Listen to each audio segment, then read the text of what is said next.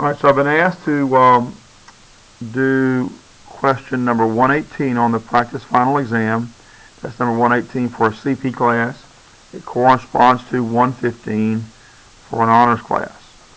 Okay, and the question is, what is the molar concentration of a solution prepared from 5.23 grams of iron 2 nitrate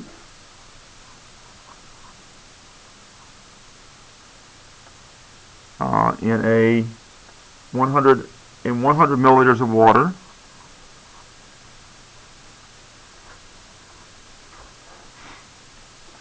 the molar concentration if we have that amount in water. Assume the volume of the solution will equal the volume of the solvent. Well, water is the solvent, and it says that the solvent volume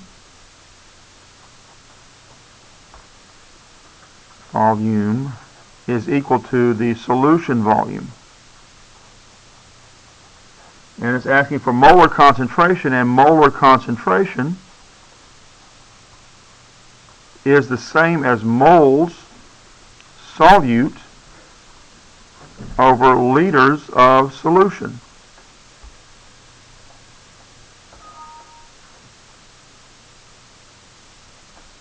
So the solute then is iron 2 nitrate, and the solution is an iron 2 nitrate solution. Okay, and when you don't say what the solvent is, then that means the solvent is water. So when I say iron 2 nitrate solution, as I've got it written here, that means it's in water. Okay? The solution is both the solvent and solute together. And so when I say it this way, I'm indicating what the solute is. And if I don't say what the solvent is, then I'm telling you that the solvent is water. So saying it this way means I have both solute and solvent together. Okay, in that term. So what we want to do is to put the solute amount on the top, because that's what goes on the top, moles of solute. We don't have it in moles right now, but we're going to start with that.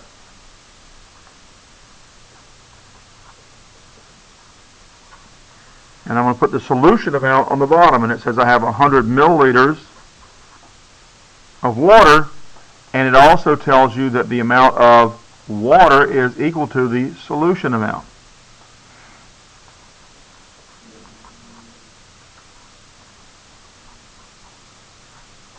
So that's where we're going to start. So what we've got to do is to get grams of the solute into moles of the solute. And for that, we're going to need a molar mass. For molar mass, we have to calculate molar mass.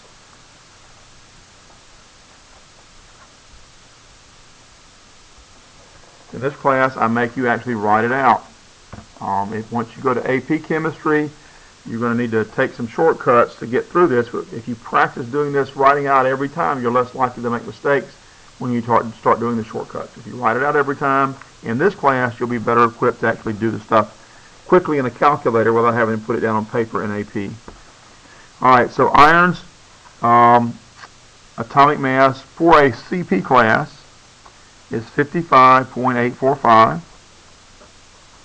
Nitrogen's atomic mass for a CP class is 14.0067, and for oxygen's atomic mass for a CP class is 15.9994.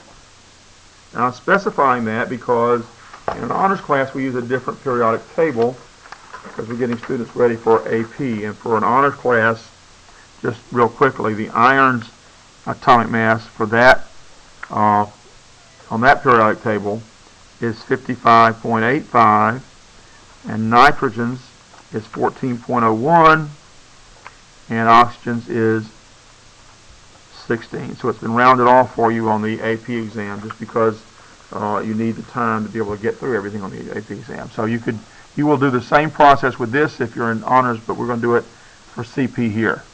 Okay? Alright, so in the formula I have 1 iron, so I'll multiply that times 1. I have 2 on the outside of this parentheses. That means I'm multiplying everything inside. This formula for NO3 has just 1 nitrogen, so that means it's 2 times the 1, meaning I have 2 nitrogens. I have 3 oxygens in the NO3. The 2 outside the parentheses means I'm multiplying that by 2, so that means I have 6 oxygens.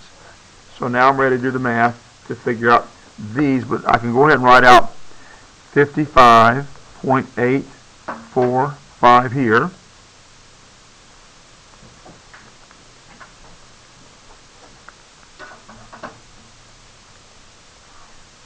.0067 times 2 is 28.0134. Notice I'm keeping my digits lined up very, very neatly. That's important for figuring out how many significant digits you need. Now 15.9994 times 6 is 95.9964. So if you line up your digits neatly, you can see you have an empty slot here. If you're in elementary school, or really in almost any other class, a math class for example, you put a 0 here. We do not put a 0 here in the sciences, particularly in chemistry, because that would imply that this number here has more precision than it really does. And we're very careful about precision and accuracy in a science class. So we can't put a 0 there because that would be lying. You can, if you want to, put an arrow here. It's not necessary.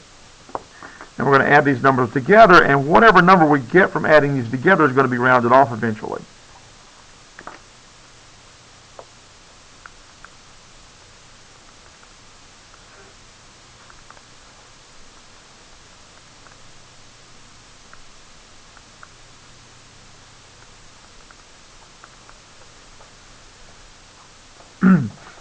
It would probably be helpful to everybody here, especially those who are just sitting here not doing anything, to use your calculator and practice this. Okay? You make less mistakes on a test when you practice, practice, practice. You've heard me say it before, practice makes perfect. Poor practice makes poor performance. And you don't want to have poor performance in the final exam. That's 10% of your grade. So 179.8548. And I will recommend to you what I've recommended all year. Don't do that math just once. Do it twice and make sure you didn't punch one digit wrong or something, because that'll mess up your answer. So check it twice. Right? You know what Santa Claus does? Checks his list twice. Want to make sure if you're naughty or nice. Okay. Now we're ready to round off. And it's 179.85. And in a high school class, the way we treat this 8 here is we round it off, and that makes, since it's a 5 or above, it makes this 4 round up to a 5.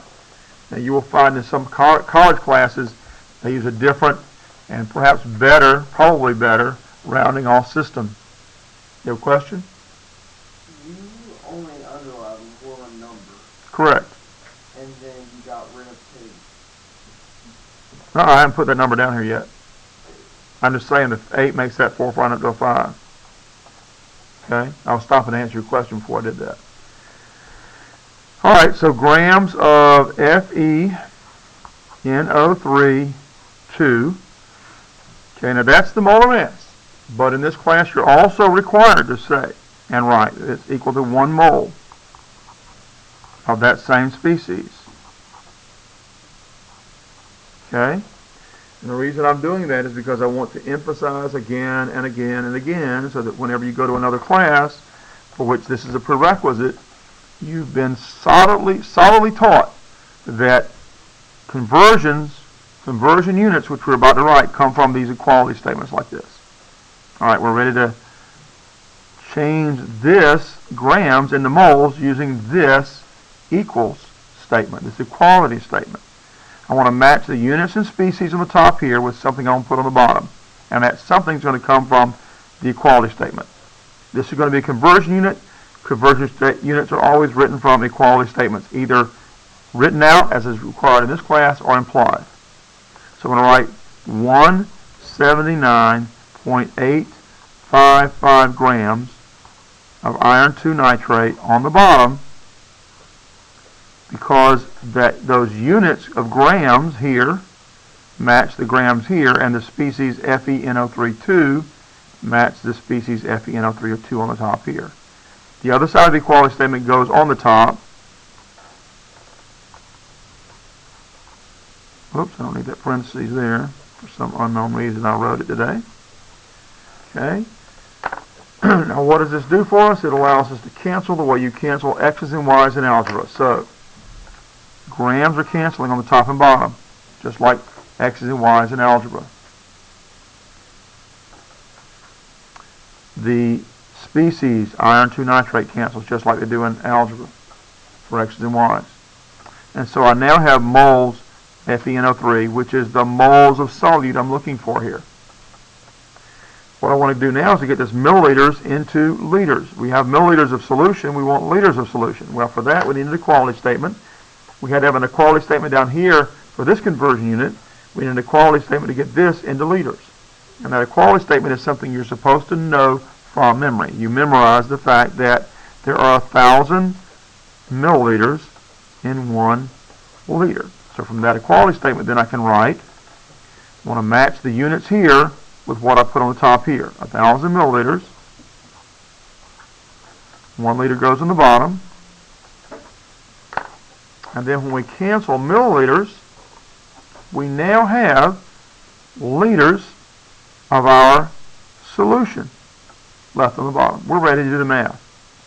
I've taught you to take this number and multiply that by that number, hit equals on your calculator or enter on your calculator, then take and divide by that number and hit equals, then divide by this number and hit equals. That's just a shortcut way that works for every kind of calculator.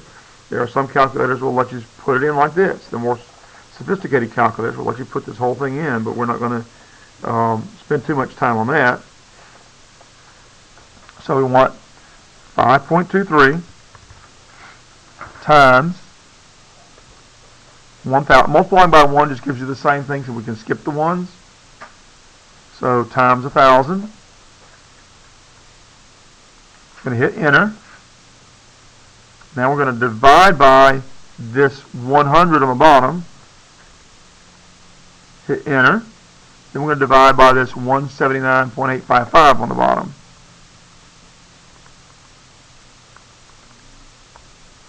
And that's going to be our answer.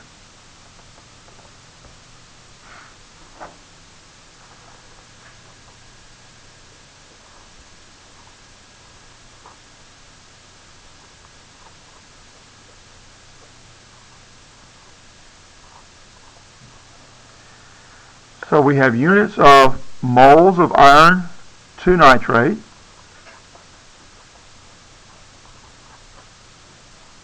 on the top, and units of liters iron 2 nitrate solution on the bottom.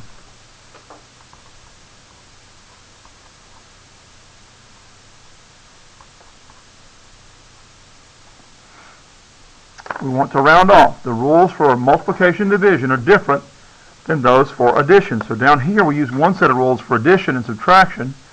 Here we're going to use a different set of rules for multiplication and division. What we're going to look for in this problem are all of the measured or calculated numbers, all the measured or calculated numbers, and choose the number with the least digits of those measured and calculated numbers. So this was a measured number, that's a measured number, that's a calculated number. These are absolute numbers. We're going to ignore those. Ones we can kind of ignore. So of these three numbers here, this is the one with the least digits. So we want our final answer to have the same number of significant digits as that measured or calculated number with the least digits. Leading zeros are not significant. So this is our first significant digit. We need 3 digits. We're going to go 1, 2, 3 for 3 digits and underline the remainder of that answer. Those digits are going to be rounded off. So to get our, and we should use an arrow to show that we're rounding off. Equal signs are not going to be true. A rounded answer is not equal to the original answer, So you can't use an equal sign. You must use an arrow to show you're rounding off. So we're going to write 0.29. I have a 0 in this place. The 7 gets rounded off, but the 7 is 5 or higher, so it makes this round up 1 digit to 1. Moles of solute over liters of solution is molar concentration. That's what we wrote up here. Okay? And the symbol for molar concentration is a capital M with a line under it. So we can, instead of writing all of this, we can just simply say molar FeNO3 2 solution. And there's our final answer.